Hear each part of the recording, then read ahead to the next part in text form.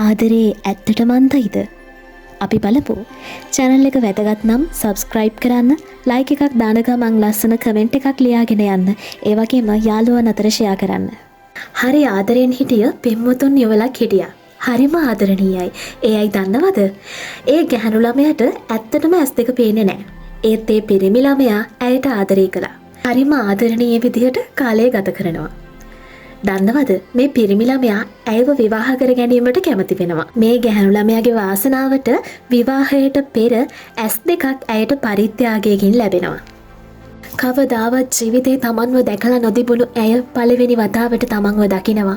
මේ ලස්සන ලෝකේ ඇය දකිනවා. ඒ වගේම තමයි ඇයට මෙච්චර ආදරය කරපු ඇගේ පෙම්වතාව ඇය පළවෙනි වතාවට දකිනවා. දන්නවද? ඇය පෙම්වතාව දුටු සැනින් ප්‍රතික්ෂේප කරනවා. ඒ ඔහු දන්ද නිසා ඇය ඔහුට බැනවදිනවා. තමාව රැවටුවායයි දොස් නගනවා. අවසාන වශයෙන් පෙම්වතායට කියනවා ඔහුගේ ඇස් දෙක හොඳට බලා ගන්න කියලා.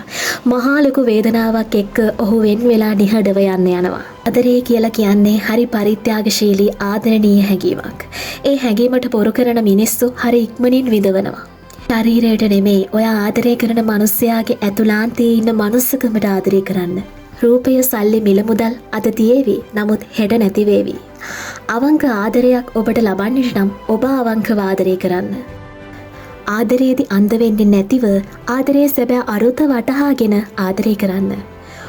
ඔබ ආදරය ඇතුලේ ඔබම වෙලා අසීමාන්තිකව ප්‍රේම කරන්න. පෙරලා ඔබටත් එවැනි ආදරයක් නැවත ලැබෙනු ඇත.